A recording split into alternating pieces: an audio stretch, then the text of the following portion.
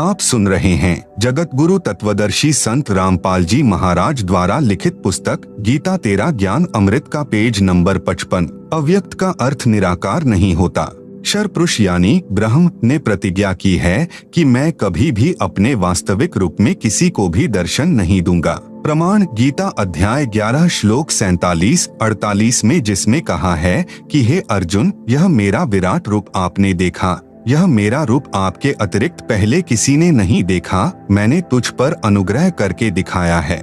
गीता अध्याय 11 श्लोक 48 में कहा है कि यह मेरा स्वरूप न तो वेदों में वर्णित विधि से, न जप से, न तप से, न यज्ञ आदि से देखा जा सकता। इससे सिद्ध हुआ कि क्षर पुरुष यानी गीता ज्ञानदाता को किसी भी ऋषि, महर्षि व साधक ने नहीं देखा, जिस कारण से इसे निराकार मान बैठे। सूक्ष्म वेद यानी तत्व ज्ञान में कहा है कि खोजत खोजत था किया। अंत में कहा बेचून यानी निराकार, न गुरु पूरा न साधना, सत्य हो रहे जून मन जून यानी जन्म मरण। अब गीता अध्याय 7 श्लोक 24 से 25 में गीता ज्ञान दाता ने स्पष्ट कर ही दिया है कि मैं अपनी योग माया से छिपा रहता हूँ, किसी के समक्ष नहीं आता। मैं अव्यक्त हूँ, छिपा है तो साकार है। अक्षर पुरुष भी अव्यक्त है, यह ऊपर प्रमाणित हो चुका है। इस प्रभु यानी अक्षर पुरुष की यहाँ कोई भूमिका नहीं है। यह अपने 7 शंख ब्रह्मांडों तक सीमित है, इसलिए इसको कोई नहीं देख सका। परम अक्षर पुरुष इस प्रभु की सर्व ब्रह्मांडों में भूमिका है। यह सत्यलोक में रहते हैं, जो पृथ्वी से 16 शंख कोस दूर है।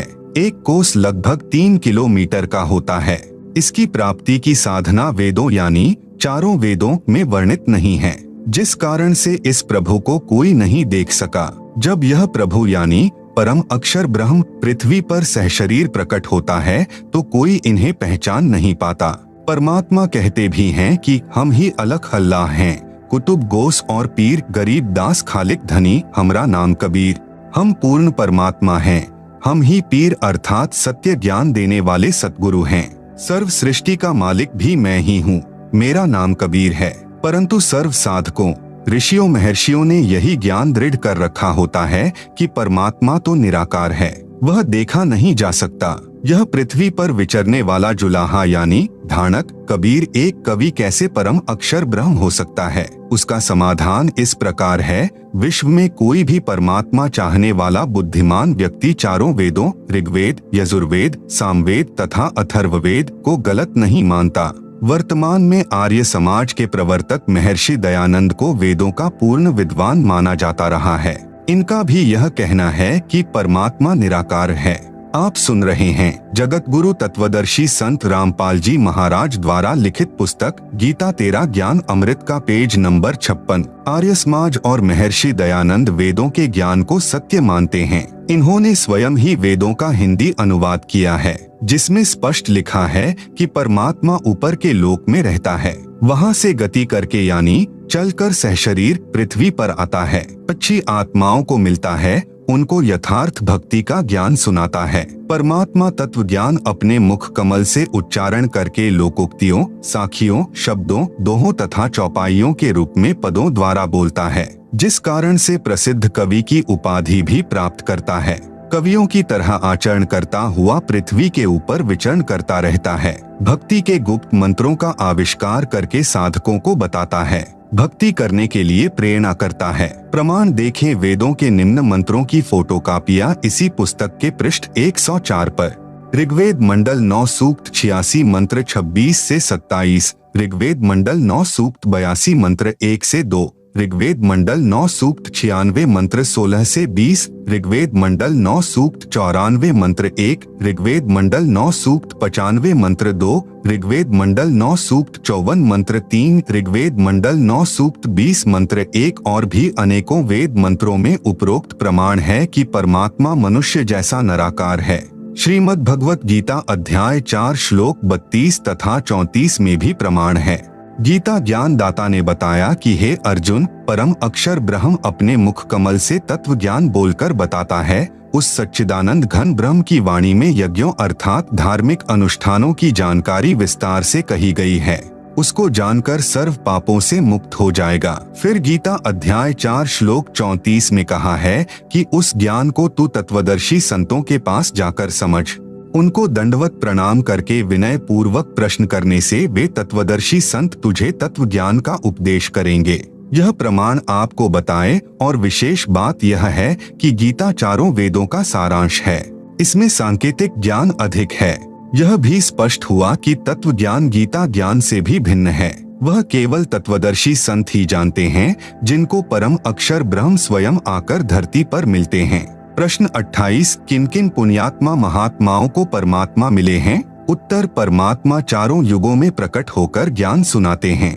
नंबर 1 सतयुग में सत्य सुकृत नाम से, नंबर 2 त्रेता युग में मुनीन्द्र नाम से, नंबर 3 द्वापर युग में करुणामय नाम से, नंबर 4 कलयुग में कबीर नाम से परमेश्वर प्रकट हुए हैं। सूक्ष्म वेद में कहा है सतयुग में सत्सुकृत कहटेरा, त्रेता नाम मुनीन्द्र मेरा, द्वापर में करुणामय कहाया, कलयुग नाम कबीर धराया। आप सुन रहे हैं जगत गुरु तत्वदर्शी संत रामपाल जी महाराज द्वारा लिखित पुस्तक गीता तेरा ज्ञान अमृत का पेज नंबर 57। किस किस को मिला परमात्मा? कलयुग में परमेश्वर जिन जिन महान आत्माओं को मिले उनको तत्व ज्ञान बताया, उनका मैं संक्षिप्त वर्णन करता हूँ। संत धर्मदास जी से प्रथम बार परमेश्वर कबीर जी का साक्षात्कार। नंबर 1 श्री धर्मदास जी बनिया जाति से थे, जो बांधवगढ़ मध्य प्रदेश के रहने वाले बहुत धनी व्यक्ति थे।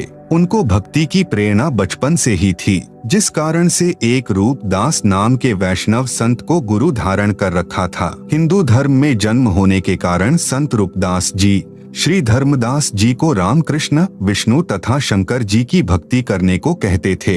एकादशी का व्रत, तीर्थों पर भ्रमण करना, श्राद्ध कर्म, पिंडोदक क्रिया सब करने की राय दे रखी थी। गुरु रूपदास जी द्वारा बताई सर्व साधना श्री धर्मदास जी पूरी आस्था के साथ किया करते थे।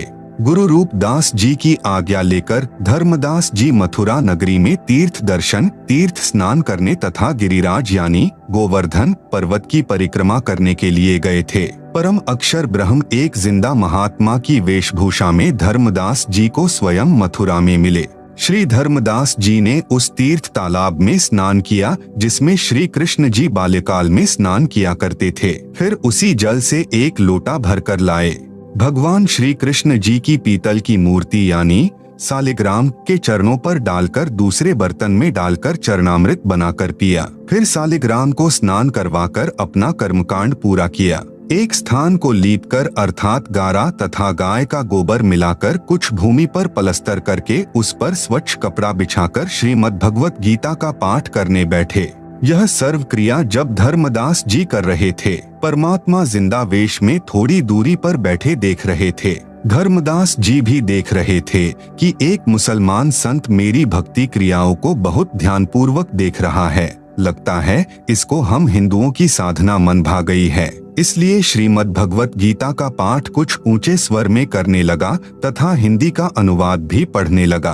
परमेश्वर उठकर धर्मदास जी के निकट आकर बैठ गए। धर्मदास जी को अपना अनुमान सत्य लगा कि वास्तव में इस जिंदा वेशधारी बाबा को हमारे धर्म का भक्ति मार्ग अच्छा लग रहा है। इसलिए उस दिन गीता के कई अध्याय पढ़े तथा उनका अर्थ भी सुनाया। जब धर्मदास जी अपना दैनिक भक्ति कर्म कर चुका, तब परमात्मा ने कहा कि हे महात्मा जी, आपका शुभ नाम क्या है?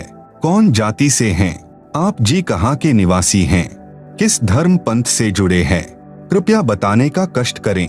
मुझे आपका ज्ञान बहुत अच्छा लगा। मुझे भी कुछ भक्ति ज्ञान सुनाइए।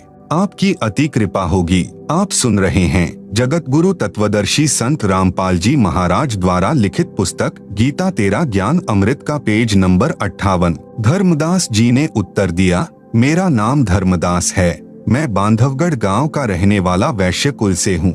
मैं वैष्णव पंथ से दीक्षित हूँ। हिंदू धर्म में जन्मा हूँ।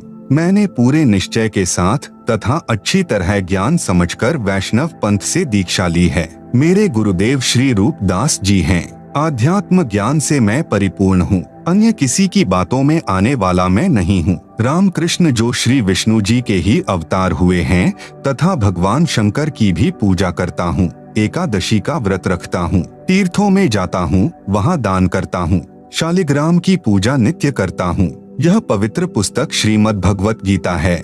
इसका नित्य पाठ करता हूँ। मैं अपने पूर्वजों का जो स्वर्गवासी हो चुके हैं श्राद्ध भी करता हूँ, पिंडदान भी करता हूँ। मैं कोई जीव हिंसा नहीं करता, मांस, मदिरा, तंबाकू सेवन नहीं करता। परमेश्वर कबीर जी ने पूछा कि आप जिस पुस्तक को पढ़ रहे थे इसका नाम क्या है? धर्मदास जी ने बताया कि यह श्रीमद् भगवत गीता है। हम शुद्ध रहते हैं, शूद्र को निकट भी नहीं आने देते। प्रश्न नंबर 29, कबीर जी जिंदा रूप में आप क्या नाम जाप करते हो? उत्तर, धर्मदास जी का हम हरे कृष्ण कृष्ण कृष्ण हरे हरे, ओम नमः शिवाय, ओम भगवते वासुदेवाय नमः, राधे राधे श्याम मिला दे गायत्री मंत्र का जाप 108 बार प्रतिदिन करता हूँ। विष्णु सहस्र नाम का जाप भी करता हूँ। प्रश्न नंबर 30, जिंदा बाबा का के महात्मा धर्मदास गीता का ज्ञान किसने दिया? उत्तर, धर्मदास का कुल के मालिक सर्वशक्तिमान भगवान श्री कृष्ण जी ने, यही श्री विष्णु जी हैं।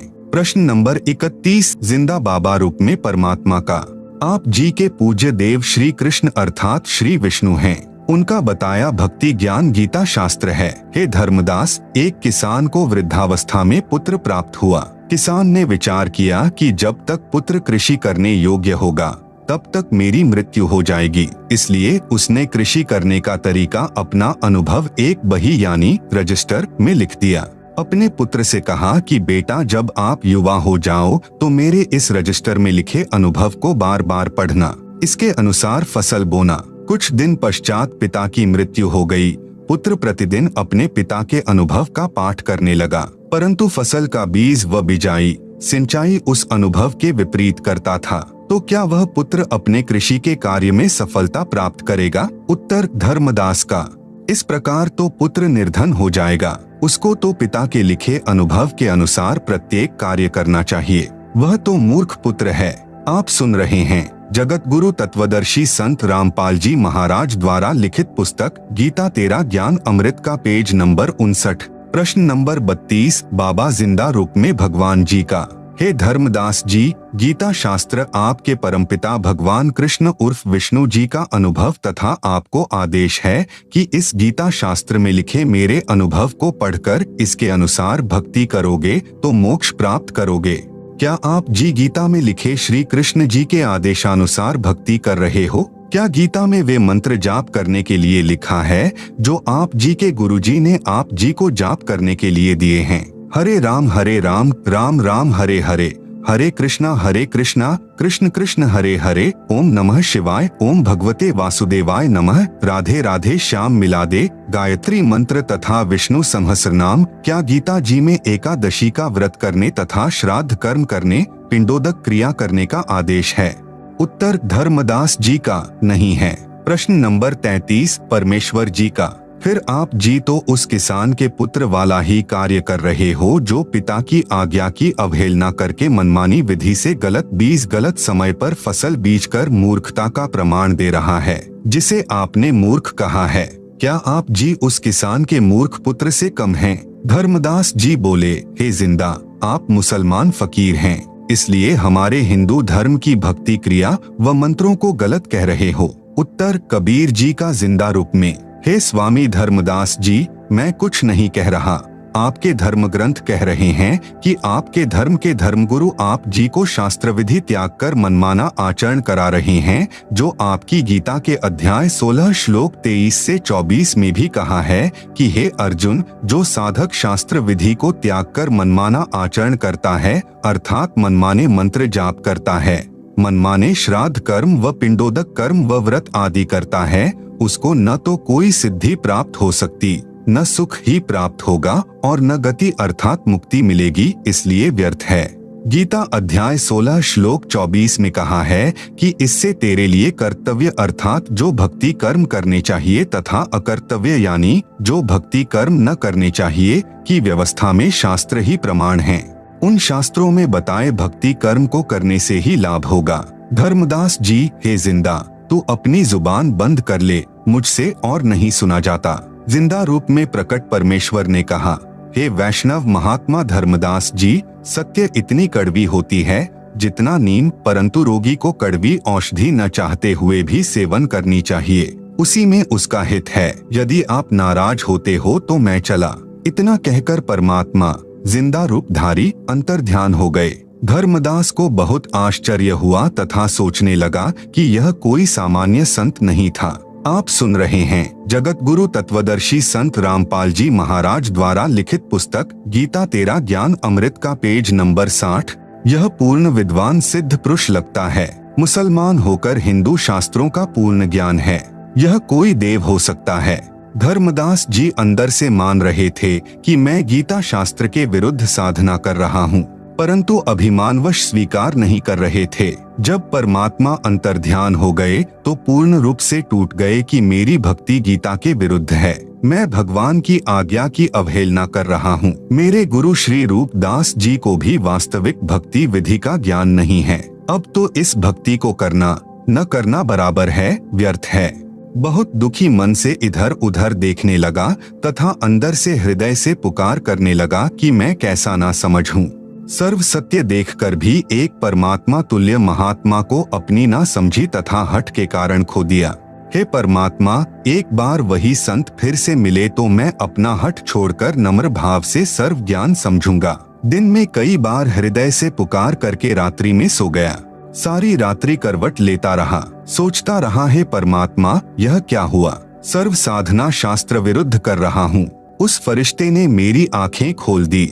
मेरी आयु 60 वर्ष हो चुकी है। अब पता नहीं वह देव यानी जिंदा रूपी पुनः मिलेगा कि नहीं। प्रातः काल वक्त से उठा, पहले खाना बनाने लगा। उस दिन भक्ति की कोई क्रिया नहीं की। पहले दिन जंगल से कुछ लकड़ियां तोड़कर रखी थी, उनको चूल्हे में जलाकर भोजन बनाने लगा। एक लकड़ी मोटी थी, वह बीचों बीच थोथी थी, उसमें अनेकों चींटियां थीं। जब वह लकड़ी जलते जलते छोटी रह गई तब उसका पिछला हिस्सा धर्मदास जी को दिखाई दिया तो देखा उस लकड़ी के अंतिम भाग में कुछ तरल पानी सा जल रहा है। चींटियां निकलने की कोशिश कर रही थी, वे उस तरल पदार्थ में गिरकर जलकर मर रही थी। कुछ अगले हिस्से में अग्नि से जलकर मर रही थी। धर्मदास जी ने विचार किया, यह लकड़ी बहुत जल चुकी है, इसमें अनेकों चींटियां जलकर भस्म हो गई है। उसी समय अग्नि बुझा दी।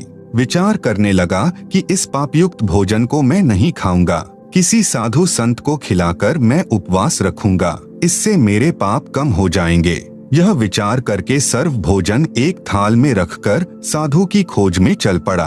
परमेश्वर कबीर जी ने अन्य वेशभूषा बनाई जो हिंदू संत की होती है। एक वृक्ष के नीचे बैठ गए। धर्मदास जी ने साधु को देखा, उनके सामने भोजन का थाल रखकर कहा कि हे महात्मा जी भोजन खाओ। साधु रूप में परमात्मा ने कहा कि लाओ धर्मदास, भूख लगी है। अपने नाम से संबोधन सुनकर धर्मदास को आश्चर्य तो हुआ परंतु अधिक ध्यान नहीं दिया। साधु रूप में विराजमान परमात्मा ने अपने लोटे से कुछ जल हाथ में लिया तथा कुछ वाणी अपने मुख से उच्चारण करके भोजन पर जल छिड़क दिया। सर्वभोजन की चींटियां बन गई। चींटियों से थाली काली हो गई। आप सुन रहे हैं जगत गुरु तत्वदर्शी संत रामपाल जी महाराज द्वारा लिखित पुस्तक गीता तेरा ज्ञान अमृत का पेज नंबर 61। चींटियां अपने अंडों को मुख में लेकर थाली से बाहर निकलने की कोशिश करने लगी। परमात्मा भी उसी जिंदा महात्मा के रूप में हो गए। तब कहा कि हे धर्मदास वैष्णव संत, आप बता रहे थे कि हम कोई जीव हिंसा नहीं करते, आपसे तो कसाई भी कम हिंसक है। आपने तो करोड़ों जीवों की हिंसा कर दी। धर्मदास जी उसी समय साधु के चरणों में गिर गया तथा पूर्व दिन हुई गलती की क्षमा मांगी तथा प्रार्थना की कि हे प्रभु, मुझ अज्ञानी को क्षमा करो। मैं कहीं का नहीं रहा क्योंकि पहले वाली साधना पूर्ण रूप से शास्त्र विरुद्ध है, उसे करने का कोई लाभ नहीं। यह आप जी ने गीता से ही प्रमाणित कर दिया। शास्त्र अनुकूल साधना किससे मिले यह आप ही बता सकते हैं। मैं आपसे पूर्ण आध्यात्मिक ज्ञान सुनने का इच्छुक हूँ। कृपया मुझ किंकर पर दया करके मुझे वह ज्ञान सुनाएं जिससे मेरा मोक्ष हो सके। व्रत करना गीता अनुसार कैसा है? परमेश्वर जिंदा साधु के रूप में बोले कि हे धर्मदास, आप एकादशी का व्रत करते हो। श्रीमद् भगवत गीता अध्याय 6 श्लोक 16 में मना किया है कि हे अर्जुन, यह योग यानी भक्ति न तो अधिक खाने वाले का और न ही बिल्कुल न खाने वाले का, अर्थात यह भक्ति न ही व्रत रखने वाले, न अधिक सोने वाले की तथा न अधिक जागने वाले की सफल होती है। इस श्लोक में व्रत रखना पूर्ण रूप से मना है। देख अपनी गीता खोलकर। धर्मदास जी को गीता के श्लोक याद भी थे क्योंकि प्रतिदिन पाठ किया करता था। फिर भी सोचा कि कहीं जिंदा संत नाराज न हो जाए, इसलिए गीता खोलकर अध्याय 6 श्लोक 16 पढ़ा तथा स्वीकारा कि आपने मेरी आंखें खोल दी जिंदा। आप तो परमात्मा के स्वरूप लगते हो। श्राद्ध पिंडदान गीता अनुसार कैसा है? आप श्राद्ध व पिंडदान करते हो। गीता अध्याय 9 श्लोक 25 में स्पष्ट किया है कि भूत पूजने वाले भूतों को प्राप्त होंगे। श्राद्ध करना, पिंडदान करना यह भूत पूजा है, यह व्यर्थ साधना है। श्राद्ध पिंडदान के प्रति रुचि ऋषि का वेदमत। मार्कंडेय पुराण में रौच्य ऋषि के जन्म की कथा आती है। एक रुचि ऋषि था। वह ब्रह्मचर्य का पालन करते हुए वेदों अनुसार साधना करता था। विवाह नहीं कराया था। रुचि ऋषि के पिता, दादा, परदादा तथा तीसरे दादा सब पितर यानी भूत योनि में भूखे प्यासे भटक रहे थे।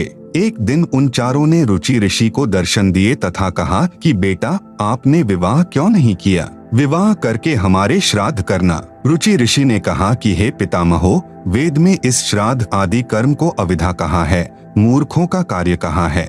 आप सुन रहे हैं जगत गुरु तत्वदर्शी संत रामपाल जी महाराज द्वारा लिखित पुस्तक गीता तेरा ज्ञान अमृत का पेज नंबर 62।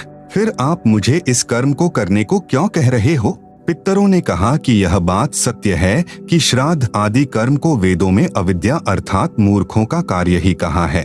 फिर उन पितरों ने वेद विरुद्ध ज्ञान बताकर रुचि ऋषि को भ्रमित कर दिया क्योंकि मोह भी अज्ञान की जड़ है।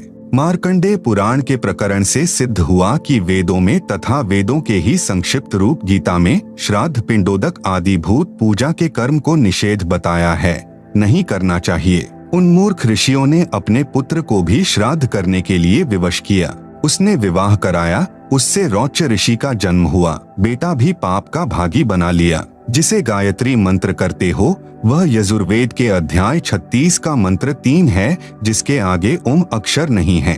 यदि ओम अक्षर को इस वेद मंत्र के साथ जोड़ा जाता है तो परमात्मा का अपमान है, क्योंकि ओम अक्षर तो ब्रह्म का जाप है।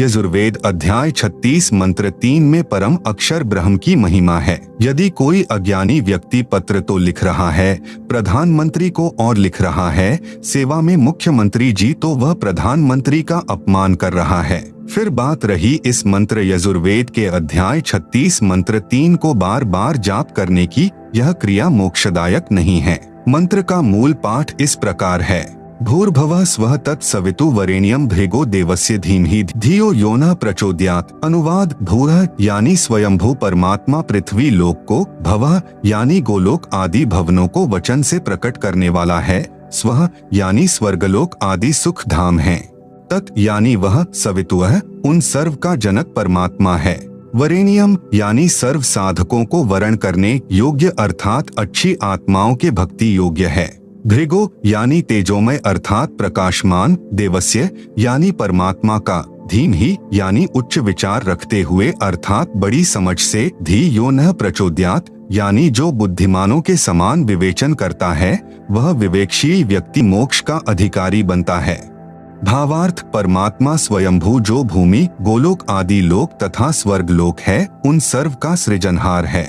उस उज्ज्वल परमेश्वर की भक्ति श्रेष्ठ भक्तों को यह विचार रखते हुए करनी चाहिए कि जो पुरुषोत्तम यानी सर्वश्रेष्ठ परमात्मा है, जो सर्व प्रभुओं से श्रेष्ठ है, उसकी भक्ति करें जो सुखधाम अर्थात सर्व सुख का दाता है। उपरोक्त मंत्र का यह हिंदी अनुवाद व भावार्थ है। इसकी संस्कृत या हिंदी अनुवाद को पढ़ते रहने से मोक्ष नहीं है, क्योंकि यह तो परमात्मा की महिमा का एक अंश है। अर्थात हजारों वेद मंत्रों में से यजुर्वेद अध्याय 36 का मंत्र संख्या 3 केवल एक मंत्र है। यदि कोई चारों वेदों को भी पढ़ता रहे तो भी मोक्ष नहीं। मोक्ष होगा वेदों में वर्णित ज्ञान के अनुसार भक्ति क्रिया करने से। आप सुन रहे हैं जगत गुरु तत्वदर्शी संत रामपाल जी महाराज द्वारा लिखित पुस्तक गीता तेरा ज्ञान अमृत का पेज नंबर 63। उदाहरण: विद्युत की महिमा है कि बिजली अंधेरे को उजाले में बदल देती है, बिजली ट्यूबवेल चलाती है जिससे फसल की सिंचाई होती है, बिजली आटा पीसती है, आदि आदि बहुत से गुण बिजली के लिखे हैं। यदि कोई व्यक्ति प्रतिदिन बिजली के गुणों का पाठ करता रहे तो उसे बिजली का लाभ प्राप्त नहीं होगा। लाभ प्राप्त होगा बिजली का कनेक्शन लेने से। कनेक्शन कैसे प्राप्त हो सकता है?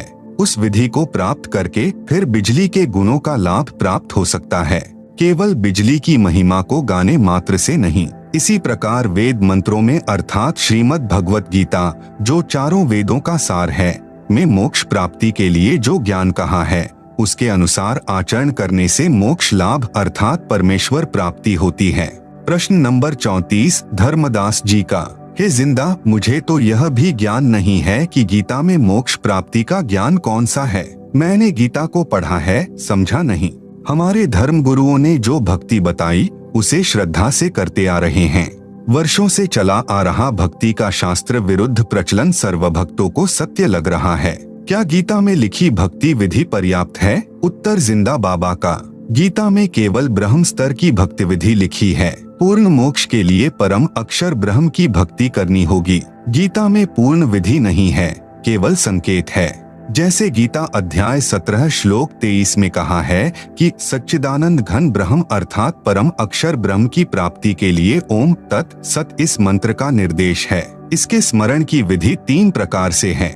इस मंत्र में ओम तो अक्षर पुरुष अर्थात ब्रह्म का मंत्र तो स्पष्ट है, परंतु पर ब्रह्म ज्ञानी अक्षर पुरुष का मंत्र तत् है जो सांकेतिक है। उपदेशी को तत्वदर्शी संत बताएगा। सत यह मंत्र पूर्ण ब्रह्म यानी परम अक्षर ब्रह्म का है जो सांकेतिक है। इसको भी तत्वदर्शी संत उपदेशी को बताता है।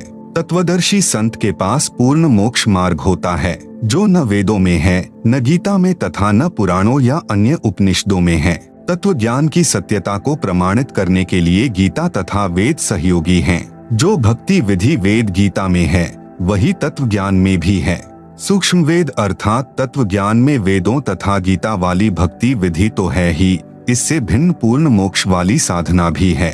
उदाहरण के लिए 10वीं कक्षा का पाठ्यक्रम गलत नहीं है, परंतु अधूरा है। BA-MA वाले पाठ्यक्रम में 10वीं वाला ज्ञान भी होता है, उससे आगे का भी होता है। यही दशा वेदों गीता तथा सूक्ष्म वेद के ज्ञान में अंतर की जाने। प्रश्न नंबर 35 धर्मदास जी का। गीता तथा वेदों में यह कहा प्रमाण है कि पूर्ण मोक्ष मार्ग तत्वदर्शी संत के पास ही होता है, वेदों व गीता में नहीं है। हे प्रभु जिंदा, मेरी शंका का समाधान कीजिए। आपका ज्ञान हृदय को छूता है, सत्य भी है, परंतु विश्वास तो प्रत्यक्ष प्रमाण देखकर ही होता है। आप सुन रहे हैं जगत गुरु तत्वदर्शी संत रामपाल जी महाराज द्वारा लिखित पुस्तक गीता तेरा ज्ञान अमृत का पेज नंबर 64। उत्तर जिंदा परमेश्वर जी का। गीता अध्याय 4 श्लोक 25 से 30 में गीता ज्ञान दाता ने बताया है कि हे अर्जुन, सर्व साधक अपनी साधना व भक्ति को पापनाश करने वाली अर्थात मोक्षदायक जानकर ही करते हैं। यदि उनको यह निश्चय न हो कि तुम जो भक्ति कर रहे हो यह शास्त्रानुकूल नहीं है, तो वे साधना ही छोड़ देते। जैसे कई साधक देवताओं की पूजा रूपी यज्ञ अर्थात धार्मिक अनुष्ठान करके ही पूजा मानते हैं, अन्य ब्रह्म तक ही पूजा करते हैं। कई केवल अग्नि में घृत आदि डालकर अनुष्ठान करते हैं, जिसको हवन कहते हैं। गीता अध्याय 4 श्लोक 25। अन्य योगी जन अर्थात भक्तजन आँख कान मुंह बंद करके क्रियाएं करते हैं, उसी में अपना मानव जीवन हवन अर्थात समाप्त करते हैं। गीता अध्याय 4 श्लोक 26। अन्य योगी जन अर्थात भक्तजन श्वासों को आना जाना ध्यान से देखकर भक्ति साधना करते हैं, जिससे वे आत्मसंयम साधना रूपी अग्नि में अपना जीवन हवन अर्थात मानव जीवन पूरा करते हैं, जिसे ज्ञान दीप मानते हैं अर्थात अपनी साधना को श्रेष्ठ मानते हैं। गीता अध्याय 4 श्लोक 27। कुछ अन्य साधक द्रव्य अर्थात धन से होने वाले यज्ञ अर्थात धार्मिक अनुष्ठान करते हैं, जैसे भोजन भंडारा करना, कंबल कपड़े बांटना, धर्मशाला प्याऊ बनवाना, यह यज्ञ करते हैं। कुछ तपस्या करते हैं, कुछ योगासन करते हैं, इसी को परमात्मा प्राप्ति की साधना मानते हैं। कितने ही साधक अहिंसा आदि तीक्ष्ण व्रत करते हैं, जैसे मुख पर पट्टी बांधकर नंगे पैरों चलना, कई दिन उपवास रखना आदि आदि। अन्य योगी जन अर्थात साधक स्वाध्याय अर्थात प्रतिदिन किसी वेद जैसे ग्रंथ से कुछ मंत्रों श्लोकों का पाठ करना, यह ज्ञान यज्ञ कहलाता है, करते रहते हैं। इन्हीं क्रियाओं को मोक्षदायक मानते हैं। गीता अध्याय 4 श्लोक 28। दूसरे योगी जन अर्थात भक्तजन प्राण वायु यानी श्वास अपान वायु में पहुंचाने वाली क्रिया करते हैं। अन्य योगी जन इसके विपरीत अपान वायु को प्राण वायु में पहुंचाने वाली क्रिया करते हैं। कितने ही साधक अल्पाहारी रहते हैं, कुछ योग आदि क्रियाएं करते हैं। जैसे प्राणायाम में लीन साधक पान अपान की गति को रोककर श्वास कम लेते हैं, इसी में अपना मानव जीवन हवन अर्थात समर्पित कर देते हैं। ये सभी उपरोक्त अध्याय 4 श्लोक 25 से 30 तक साधक अपने अपने यज्ञों अर्थात धार्मिक अनुष्ठानों को करके मानते हैं कि हम पाप का नाश करने वाली साधना भक्ति कर रहे हैं। गीता अध्याय 4 श्लोक 30। आप सुन रहे हैं जगत गुरु तत्वदर्शी संत रामपाल जी महाराज द्वारा लिखित पुस्तक गीता तेरा ज्ञान अमृत का पेज नंबर 65। यदि साधक की साधना शास्त्रानुकूल हो तो हे कुरुश्रेष्ठ अर्जुन, इस यज्ञ से बचे हुए अमृत भोग को खाने वाले साधक सनातन ब्रह्म अर्थात परम अक्षर ब्रह्म को प्राप्त होते हैं। और यज्ञ अर्थात शास्त्रानुकूल साधना न करने वाले पुरुष के लिए तो यह पृथ्वी लोक भी सुखदायक नहीं होता।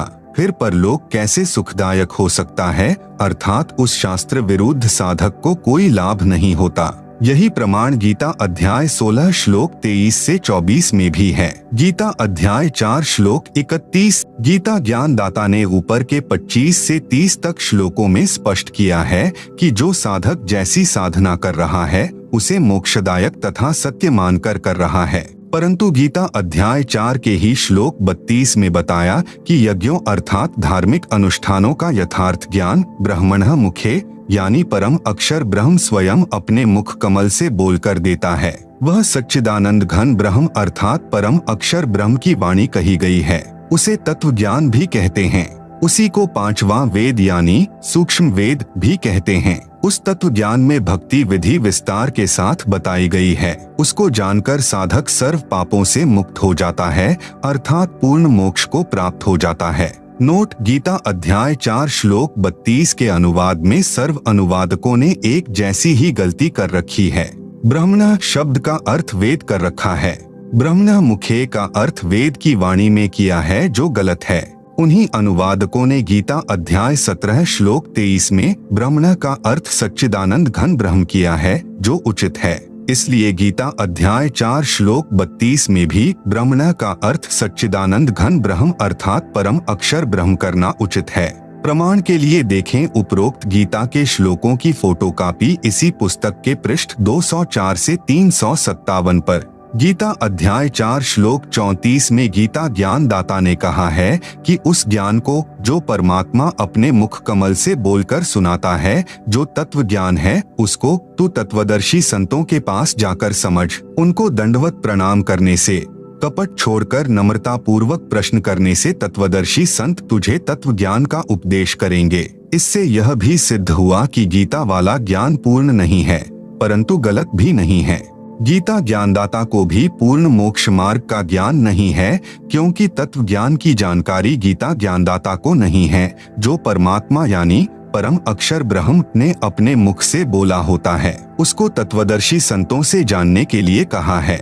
यही प्रमाण यजुर्वेद अध्याय 4 मंत्र 10 में भी है। कहा है कि परम अक्षर ब्रह्म को कोई तो संभवात अर्थात राम कृष्ण की तरह उत्पन्न होने वाला साकार कहते हैं, कोई असंभवात अर्थात परमात्मा उत्पन्न नहीं होता, वह निराकार है। परमेश्वर उत्पन्न होता है या नहीं उत्पन्न होता, वास्तव में कैसा है, यह ज्ञान धीराणाम तत्वदर्शी संत बताते हैं, उनसे सुनो। आप सुन रहे हैं जगत गुरु तत्वदर्शी संत रामपाल जी महाराज द्वारा लिखित पुस्तक गीता तेरा ज्ञान अमृत का पेज नंबर 66। प्रश्न नंबर 36 धर्मदास जी का। हे प्रभु, हे जिंदा तत्वदर्शी संत की क्या पहचान है तथा प्रमाणित सदग्रंथों में कहाँ प्रमाण है? आपका ज्ञान आत्मा के आर पार हो रहा है। गीता का शब्दा शब्द यथार्थ भावार्थ आप जी के मुख कमल से सुनकर युगों की प्यासी आत्मा कुछ तृप्त हो रही है, गदगद हो रही है। उत्तर जिंदा परमेश्वर जी का। परमेश्वर ने बताया कि पहले तो लक्षण सुन तत्वदर्शी संत अर्थात पूर्ण ज्ञानी सतगुरु के। गुरु के लक्षण 4 बखाना। प्रथम वेद शास्त्र को ज्ञाना यानी ज्ञाता, दूजे हरि भक्ति मन कर्म बानी, तीसरे सम दृष्टि कर जानी, चौथे वेद विधि सब कर्मा, यह 4 गुरु गुण जानो मर्मा। कबीर सागर के अध्याय जीव धर्म बोध के पृष्ठ 1960 पर ये अमृतवाणियां अंकित हैं। भावार्थ, जो तत्वदर्शी संत यानी पूर्ण सतगुरु होगा उसमें 4 मुख्य गुण होते हैं। नंबर 1, वह वेदों तथा अन्य सभी ग्रंथों का पूर्ण ज्ञानी होता है। नंबर 2, दूसरे वह परमात्मा की भक्ति मन, कर्म, वचन से स्वयं करता है, केवल वक्ता नहीं होता, उसकी करनी और कथनी में अंतर नहीं होता। नंबर 3, वह सर्व अनुयायियों को समान दृष्टि से देखता है, ऊंच नीच का भेद नहीं करता। नंबर 4, चौथे वह सर्व भक्ति कर्म वेदों के अनुसार करता तथा कराता है, अर्थात शास्त्रानुकूल भक्ति साधना करता तथा कराता है। यह ऊपर का प्रमाण तो सूक्ष्म वेद में है जो परमेश्वर ने अपने मुख कमल से बोला है। अब आप जी को श्रीमद् भगवत गीता में प्रमाण दिखाते हैं कि तत्वदर्शी संत की क्या पहचान बताई है। श्रीमद् भागवत गीता अध्याय 15 श्लोक 1 में स्पष्ट है, ऊर्ध्व मूलम अधः शाखम अश्वत्थम प्राहुः अव्ययम छंदासी यस्य प्रणानी यह तम वेद स वेदवित्। अनुवाद, ऊपर को मूल यानी जड़ वाला, नीचे को तीनों गुण रूपी शाखा वाला उल्टा लटका हुआ संसार रूपी पीपल का वृक्ष जानो। इसे अविनाशी कहते हैं क्योंकि उत्पत्ति प्रलय चक्र सदा चलता रहता है, जिस कारण से इसे अविनाशी कहा है। इस संसार रूपी वृक्ष के पत्ते आदि छंद हैं, अर्थात भाग यानी पार्ट्स हैं। यह तम वेद यानी जो इस संसार रूपी वृक्ष के सर्वभागों को तत्व से जानता है। सह यानी वह, वेदवित यानी वेद के तात्पर्य को जानने वाला है, अर्थात वह तत्वदर्शी संत है। जैसा कि गीता अध्याय 4 श्लोक 32 में कहा है कि परम अक्षर ब्रह्म स्वयं पृथ्वी पर प्रकट होकर अपने मुख कमल से तत्व ज्ञान विस्तार से बोलते हैं। परमेश्वर ने अपनी वाणी में अर्थात तत्व ज्ञान में बताया है। कबीर, अक्षर पुरुष एक पेड़ है, शर पुरुष वाकी डार, तीनों देवा शाखा हैं, पात रूप संसार। आप सुन रहे हैं जगत गुरु तत्वदर्शी संत रामपाल जी महाराज द्वारा लिखित पुस्तक गीता तेरा ज्ञान अमृत का पेज नंबर 67।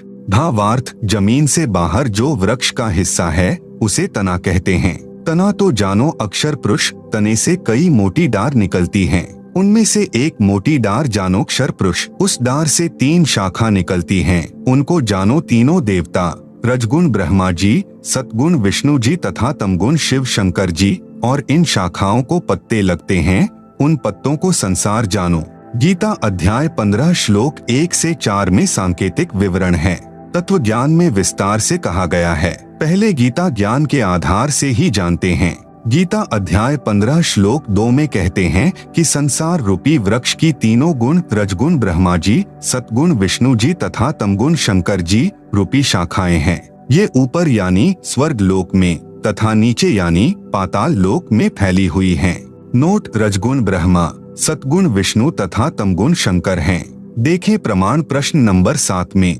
तीनों शाखाएं ऊपर नीचे फैली हैं का तात्पर्य है कि गीता का ज्ञान पृथ्वी लोक पर बोला जा रहा था। तीनों देवता की सत्ता 3 लोकों में है। नंबर 1 पृथ्वी लोक, नंबर 2 स्वर्ग लोक तथा नंबर 3 पाताल लोक। ये तीनों एक एक विभाग के मंत्री हैं। रजगुण विभाग के श्री ब्रह्मा जी, सतगुण विभाग के श्री विष्णु जी तथा तमगुण विभाग के श्री शिव जी। गीता अध्याय 15 श्लोक 3 में कहा है कि हे अर्जुन, इस संसार रूपी वृक्ष का स्वरूप जैसे यहाँ यानी विचार काल में अर्थात तेरे और मेरे गीता के ज्ञान की चर्चा में नहीं पाया जाता, अर्थात मैं नहीं बता पाऊंगा क्योंकि इसके आदि और अंत का मुझे अच्छी तरह ज्ञान नहीं है।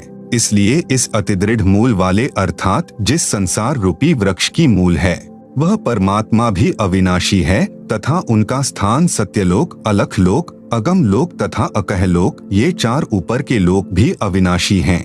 इन चारों में एक ही परमात्मा भिन्न भिन्न रूप बनाकर सिंहासन पर विराजमान है।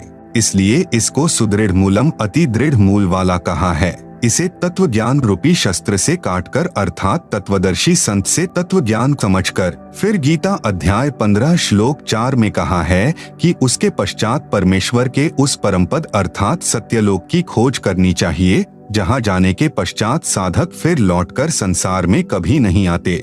जिस परमेश्वर से संसार रूपी वृक्ष की प्रवृत्ति विस्तार को प्राप्त हुई है, अर्थात जिस परमेश्वर ने सर्व संसार की रचना की है, उसी परमेश्वर की भक्ति को पहले तत्वदर्शी संत से समझो। गीता ज्ञान दाता अपनी भक्ति को भी मना कर रहा है। गीता अध्याय 15 श्लोक 16 से 17 में 3 प्रभु बताए हैं। श्लोक 16 में 2 पुरुष कहे हैं, क्षर पुरुष अक्षर पुरुष, ये दोनों नाशवान हैं। श्लोक 17 में तीसरा परम अक्षर पुरुष है जो संसार रूपी वृक्ष का मूल यानी जड़ है। आप सुन रहे हैं जगत गुरु तत्वदर्शी संत रामपाल जी महाराज द्वारा लिखित पुस्तक गीता तेरा ज्ञान अमृत का पेज नंबर 68। वह वास्तव में अविनाशी है। जड़ यानी मूल से ही वृक्ष के सर्व भागों, तना, डार, शाखाओं तथा पत्तों को आहार प्राप्त होता है। वह परम अक्षर पुरुष ही तीनों लोकों में प्रवेश करके सबका धारण पोषण करता है। उसी मूल यानी मालिक की पूजा करनी चाहिए। इस विवरण में तत्वदर्शी संत की पहचान तथा गीता ज्ञान दाता की अल्पज्ञता अर्थात तत्वज्ञानहीनता स्पष्ट है। जिंदा बाबा का दूसरी बार अंतर्ध्यान होना। धर्मदास जी ने कहा, हे जिंदा, आप यह क्या कह रहे हो कि श्री विष्णु जी तीनों लोकों में केवल एक विभाग के मंत्री हैं? आप गलत कह रहे हो। श्री विष्णु जी तो अखिल ब्रह्मांड के स्वामी हैं। ये ही श्री ब्रह्मा रूप में उत्पत्ति करते हैं, विष्णु रूप होकर संसार का पालन करते हैं तथा शिव रूप होकर संहार करते हैं। ये तो कुल के मालिक हैं। यदि फिर से आपने श्री विष्णु जी को अपमानित किया तो ठीक बात नहीं रहेगी। परमेश्वर कबीर जी ने कहा, मूर्ख के समझावते ज्ञान गाठी का जाए, कोयला होत न उजला, भावे 100 मन साबुन लाए। इतना कहकर परमेश्वर जिंदा रूपधारी अंतर्ध्यान हो गए। दूसरी बार परमेश्वर को खोने के पश्चात धर्मदास बहुत उदास हो गए। भगवान विष्णु में इतनी अटूट आस्था थी कि आंखों प्रमाण देखकर भी झूठ को त्यागने को तैयार नहीं थे। कबीर जानबूझ साची तजय, करे झूठ से नेह, ताकि संगति है प्रभु स्वपन में भी ना दे। कुछ देर के पश्चात धर्मदास की बुद्धि से काल का साया हटा और अपनी गलती पर विचार किया कि सब प्रमाण गीता से ही प्रत्यक्ष किए गए थे। जिंदा बाबा ने अपनी ओर से तो कुछ नहीं कहा। मैं कितना अभागा हूँ कि मैंने अपने हठी व्यवहार से देव स्वरूप तत्वदर्शी संत को खो दिया। अब तो वे देव नहीं मिलेंगे, मेरा जीवन व्यर्थ जाएगा। यह विचार करके धर्मदास सिहर उठा अर्थात भय से कांपने लगा।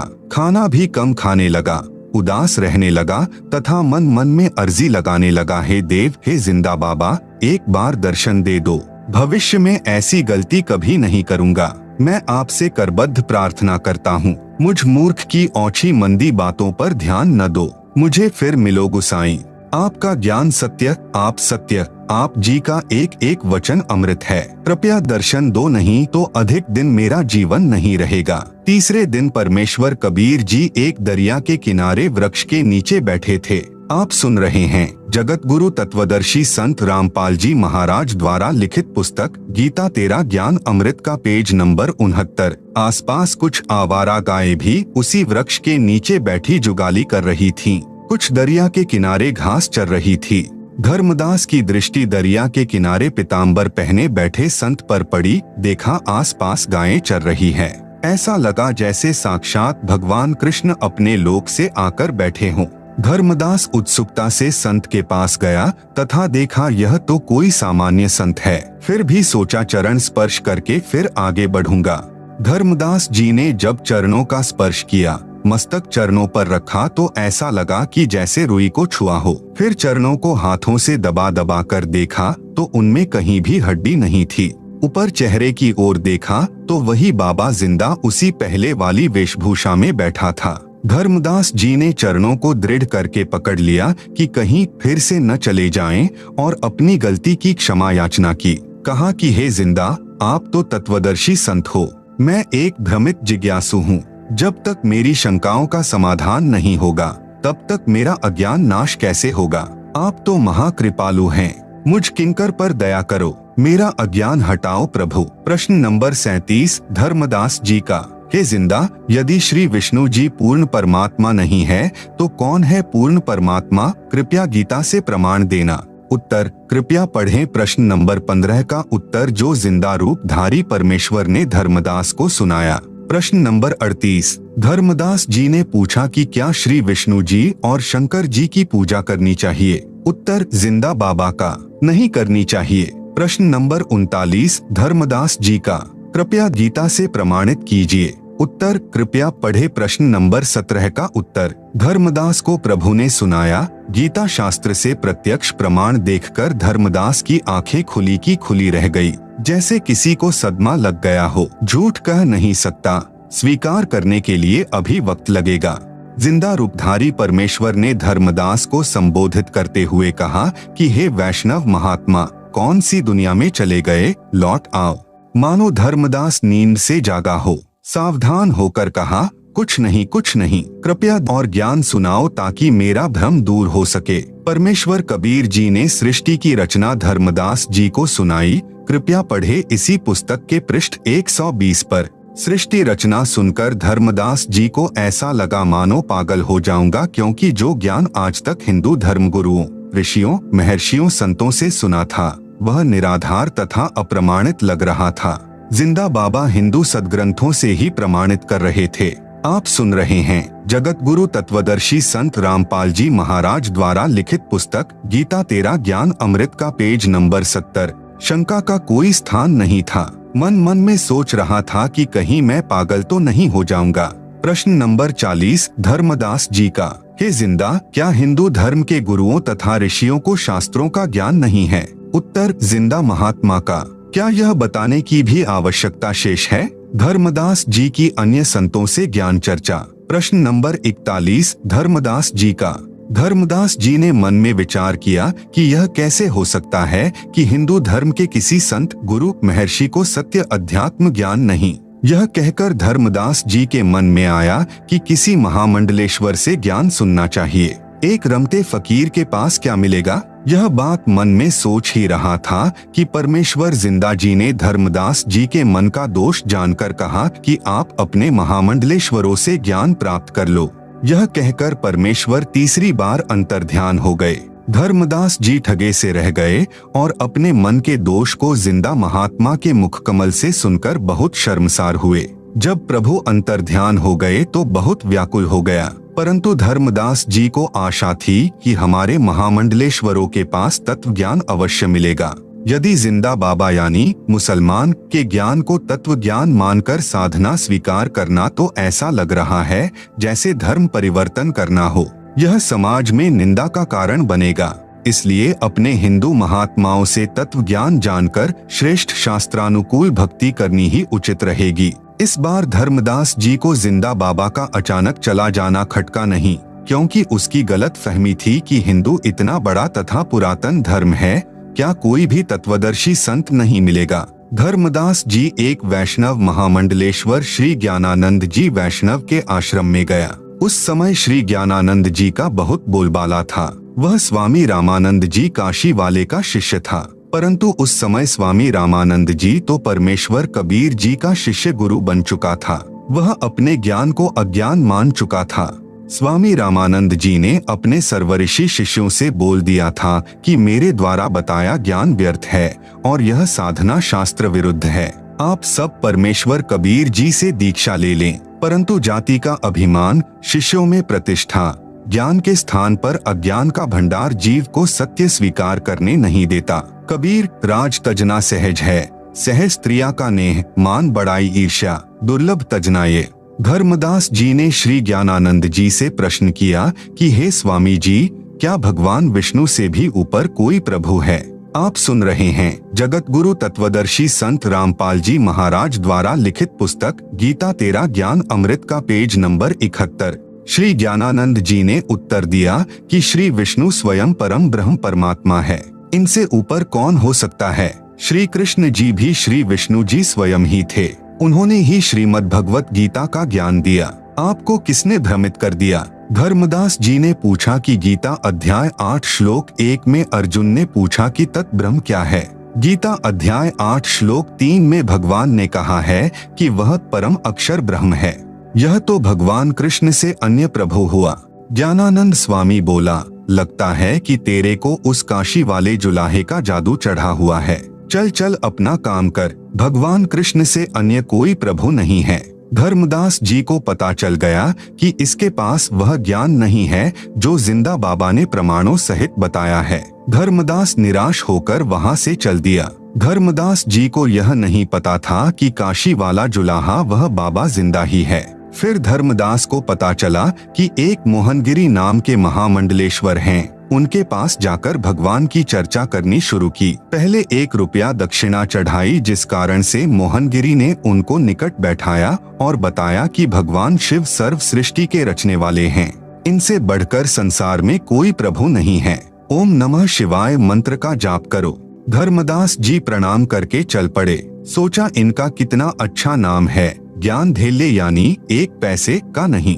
धर्मदास जी से किसी ने बताया कि एक बहुत बड़ा तपस्वी है, कई वर्षों से खड़ा तप कर रहा है। धर्मदास जी वहां गए। वह नाथ पंथ से जुड़ा था, भगवान शिव को समर्थ परमात्मा बताता था, तप करके हठयोग से परमात्मा की प्राप्ति मान रहा था। धर्मदास जी ने विवेक किया कि यदि इतनी घोर कठिन तपस्या से परमात्मा मिलेगा तो हमारे वश से बाहर की बात है।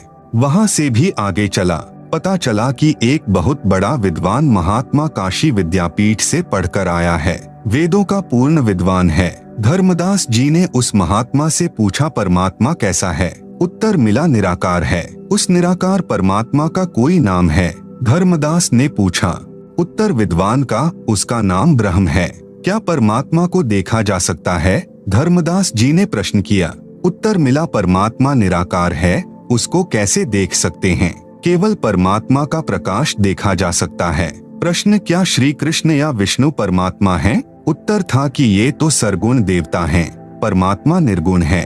गीता और वेद के ज्ञान में क्या अंतर है? धर्मदास ने प्रश्न किया। ब्राह्मण का उत्तर था कि गीता चारों वेदों का सारांश है। धर्मदास जी ने पूछा कि भक्ति मंत्र कौन सा है?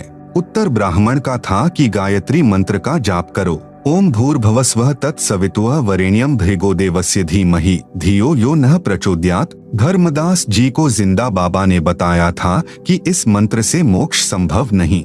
धर्मदास जी फिर आगे चला तो पता चला कि संत गुफा में रहता है। आप सुन रहे हैं जगत गुरु तत्वदर्शी संत रामपाल जी महाराज द्वारा लिखित पुस्तक गीता तेरा ज्ञान अमृत का पेज नंबर 72। कई दिन तक गुफा से नहीं निकलता है। उसके पास जाकर प्रश्न किया कि भगवान कैसे मिलता है? उत्तर मिला कि इंद्रियों पर संयम रखो, इसी से परमात्मा मिल जाता है। नाम जाप से कुछ नहीं होता, खंड यानी चीनी कहने से मुंह मीठा नहीं होता। धर्मदास जी को संतोष नहीं हुआ। सब संतों से ज्ञान चर्चा करके धर्मदास जी को बहुत पश्चाताप हुआ कि मेरे को उस जिंदा बाबा पर विश्वास नहीं हुआ कि उसने कहा था किसी भी संत महामंडलेश्वर के पास यथार्थ अध्यात्म ज्ञान नहीं है, किसी भी संत महात्मा का ज्ञान प्रमाणित नहीं है, कोई शास्त्र का आधार नहीं है। तब धर्मदास रोने लगा, अपनी अज्ञानता पर पश्चाताप करने लगा कि मैं कैसा कलमुहा हूँ, अर्थात बुरी किस्मत वाला हूँ। मुझे उस परमात्मा स्वरूप जिंदा महात्मा पर विश्वास नहीं आया। अब वह अंतर्यामी मुझे नहीं मिलेगा क्योंकि मैंने कई बार उनका अपमान कर दिया। अब क्या करूं? न जीने को मन करता है, आत्महत्या पाप है। बुरी तरह रोने लगा, पछाड़ खाकर अचेत हो गया। उत्तर, परमात्मा जिंदा महात्मा के रूप में एक वृक्ष के नीचे बैठ गए। धर्मदास जी सचेत हुआ और हृदय से पुकार की कि हे जिंदा, एक बार दर्शन दे दो, मैं टूट चुका हूँ, किसी के पास ज्ञान नहीं है, आपकी सर्व बातें सत्य हैं। परमात्मा एक बार मुझ अज्ञानी महामूर्ख को क्षमा करो परमेश्वर। आप जिंदा नहीं परमात्मा हो, आप महाविद्वान हो, आपके ज्ञान का कोई सामना करने वाला नहीं है। मैं जिंदगी में कभी आप पर अविश्वास नहीं करूँगा। ऐसे विचार कर आगे चला तो देखा एक वृक्ष के नीचे एक साधु बैठा है, कुछ व्यक्ति उसके पास बैठे हैं। धर्मदास जी ने सोचा कि मैं तो उन महामंडलेश्वरों से मिलकर आया हूँ जिनके पास कई सैकड़ों भक्त दर्शनार्थ बैठे रहते हैं, इस छोटे साधु से क्या मिलना। परंतु अपने आप मन में आया कि कुछ देर विश्राम करना है, यहीं कर लेता हूँ। फिर सोचा कि प्रश्न करता हूँ। पूछा, है महात्मा जी, परमात्मा कैसा है? साधु ने उत्तर दिया कि मैं ही परमात्मा हूँ। धर्मदास जी चुप हो गए। सोचा यह तो मजाक कर रहा है, यह तो संत भी नहीं है। धीरे धीरे सर्व व्यक्ति चले गए। जब धर्मदास जी चलने लगे, परमात्मा बोले कि हे महात्मा, क्या आपके मंडलेश्वरों ने नहीं बताया कि परमात्मा कैसा है? धर्मदास जी ने आश्चर्य से देखा कि इस साधु को कैसे पता कि मैं कहाँ कहाँ भटका हूँ। उसी समय परमात्मा ने वही जिंदा बाबा वाला रूप बना लिया। धर्मदास जी चरणों में गिरकर बिलख बिलख कर रोने लगा तथा कहा कि हे भगवान, किसी के पास ज्ञान नहीं है, मुझ पापी अवगुण हारे को क्षमा करो महाराज, मैंने बड़ी भारी भूल की है। आपने सृष्टि रचना का ज्ञान जो बताया है, उसके सामने सर्व संत का ज्ञान ऐसा है जैसे सूरज के सामने दीपक, सब उवाबाई बकते हैं। आप सुन रहे हैं जगत गुरु तत्वदर्शी संत रामपाल जी महाराज द्वारा लिखित पुस्तक गीता तेरा ज्ञान अमृत का पेज नंबर 73। परमेश्वर ने धर्मदास जी से कहा कि आपने जिन वेदों के पूर्ण विद्वान से प्रश्न किया था कि परमात्मा कैसा है, उत्तर मिला कि परमात्मा निराकार है। आपने प्रश्न किया था कि क्या परमात्मा देखा जा सकता है, उस अज्ञानी का उत्तर था कि जब परमात्मा निराकार है तो उसे देखने का प्रश्न ही नहीं है, परमात्मा का प्रकाश देखा जा सकता है। विचार करो धर्मदास, यह विचार तो ऐसे व्यक्ति के हैं जैसे किसी नेत्रहीन से कोई प्रश्न करे कि सूर्य कैसा है, उत्तर मिला कि सूर्य निराकार है। फिर प्रश्न किया कि क्या सूर्य को देखा जा सकता है, उत्तर मिले कि सूर्य को नहीं देखा जा सकता, सूर्य का प्रकाश देखा जाता है। उस नेत्रहीन से पूछे कि सूर्य बिना प्रकाश किसका देखा जा सकता है। इसी प्रकार अध्यात्म ज्ञान नेत्रहीन अर्थात पूर्ण अज्ञानी संत ऐसी व्याख्या किया करते हैं कि परमात्मा तो निराकार है, उसका प्रकाश कैसे देखा जा सकता है, परमात्मा का ही तो प्रकाश होगा। धर्मदास जी ने कहा कि हे महात्मा जी, यह विचार तो मेरे दिमाग में भी नहीं आया। आप जी के दिव्य तर्क से मेरी आंखें खुल गई।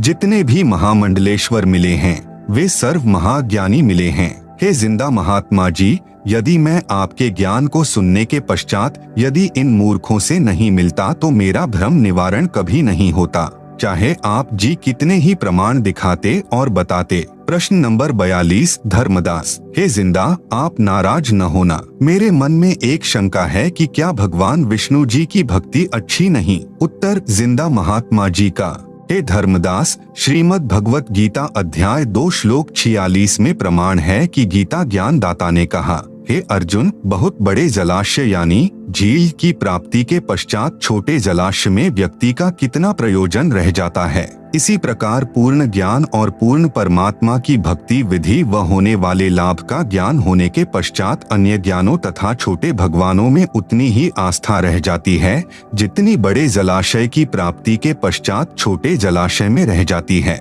छोटे जलाशय का जल अच्छा है परंतु पर्याप्त नहीं है। यदि एक वर्ष वर्षा न हो तो छोटे जलाशय का जल सूख जाता है तथा उस पर आश्रित व्यक्ति भी जल के अभाव से कष्ट उठाते हैं, त्राही त्राही मच जाती है। परंतु बड़े जलाशय यानी झील का जल यदि 10 वर्ष भी वर्षा न हो तो भी समाप्त नहीं होता। जिस व्यक्ति को वह बड़ा जलाशय मिल जाएगा तो वह तुरंत छोटे जलाशय यानी जोहड़ यानी तालाब को छोड़कर बड़े जलाशय के किनारे जा बसेगा। जिस समय गीता ज्ञान सुनाया गया उस समय सर्व व्यक्ति तालाबों के जल पर ही आश्रित थे, इसलिए यह उदाहरण दिया था। इसी प्रकार श्री विष्णु सद्गुण की भक्ति भले ही आप अच्छी मानते हैं परंतु पूर्ण मोक्षदायक नहीं है। श्री विष्णु जी भी नाशवान हैं, इनका भी जन्म मृत्यु होता है, फिर साधक अमर कैसे हो सकता है? इसलिए पूर्ण मोक्ष अर्थात अमर होने के लिए अमर परमात्मा की ही भक्ति करनी पड़ेगी।